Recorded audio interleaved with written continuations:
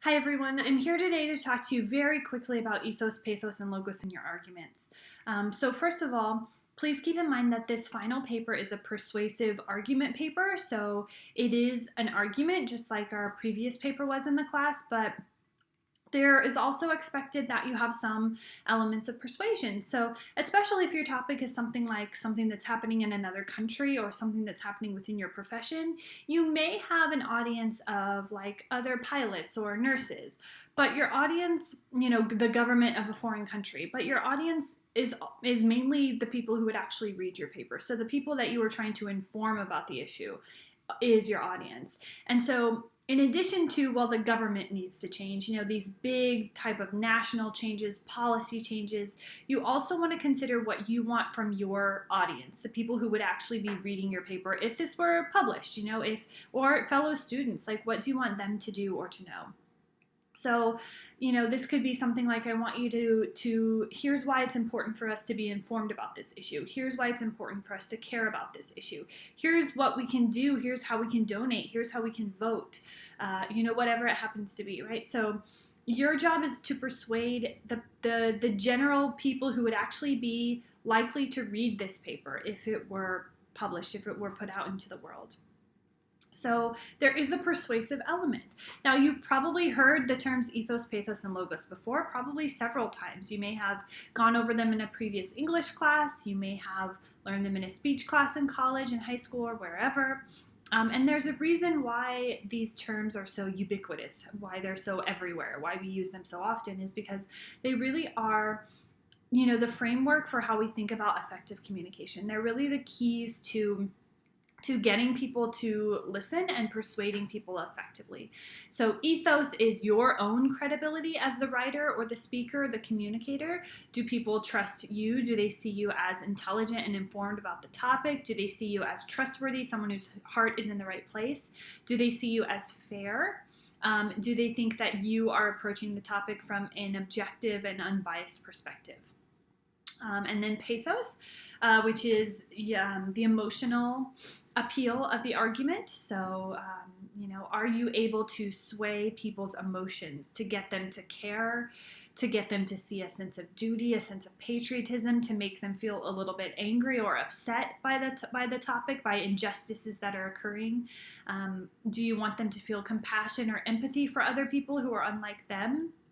And how are you able to accomplish that in your writing so that your readers really do, after reading your paper, care about the topic and therefore are more likely to be persuaded to do something or to change their minds on the topic? And finally, logos. And of course, in a research paper, that's your research. Your research will provide most of your logos, expert opinions, logical argumentation on your behalf. So that claim, evidence, reasoning stuff, your logical reasoning is part of logos. The use of facts and statistics as well. Of course, that's usually what we think of when we think of logos. And those are likely to appeal to the intellect of the audience. Now, these are all intertwined as well. So, for example, using logos does a lot to improve your own credibility because it shows that you are informed and educated about the topic and that you can remain objective and unbiased. So they all work together to improve the effectiveness of your argument. Now, a few things about how these three will apply to your papers for this final paper. First of all, they will apply differently in every paper situation. So, for example, some people are writing about things that are naturally going to be more emotional, like, a war-torn country and starving children and torture and abuse. These lend themselves to pathos really obviously.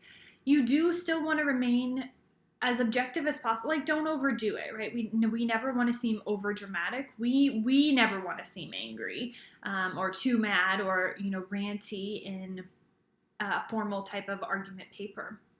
But we do want our audience to become concerned. And so we can build the pathos in arguments like that by using some good word choice, some vivid words. But the real way to build pathos, and one thing I want to see in everybody's paper, is a human person's story. So include someone who has been impacted by this problem, include someone who could be impacted or who feels worried or nervous about this problem. So I would like to see, and rhetorical effectiveness is one of those key things on the scoring guide for this. And one thing I'm definitely looking for is a personal story. Sometimes a personal story can be somebody who's built a program or somebody who's, picking up trash. And you can use that not to make people sad, but to make people feel inspired and like they can also be a part of positive change. So you could have sort of somebody who's been negatively impacted for a story, or like a bright spot, a person who is working to resolve this issue or is taking the correct stand regarding this issue. So I definitely want to see a human element with a personal story. This personal story might work really well as your intro strategy. That's always a good strategy for your intros. Begin with a human being to really engage the audience and make them see this issue and how it's affecting individuals. Or it can be a body paragraph. So maybe you have a paragraph exploring an effect, and then after that you delve into how that effect plays out for a particular person, etc. Okay? So pathos comes generally through word choice, emotional choice of words without appearing over dramatic or overly emotional. It's a tricky balance, I know. And also through the use of human stories in your papers.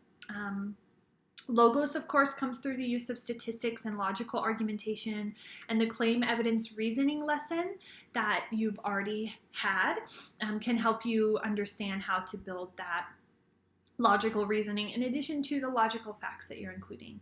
I do want to remind you that for logos in a research paper at this level of writing, you need substantial proof. So one statistic is not going to cut it.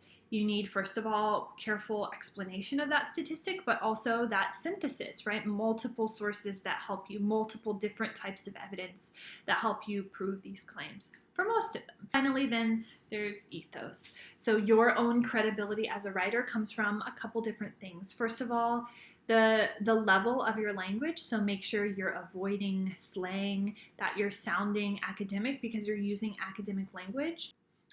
And so for each of these three types of appeals, I just wanted to talk you through what they will look like in your paper, but also the textbook reading can really help you. So the textbook reading is also assigned for this week, and you can check the checklist for the pages on that.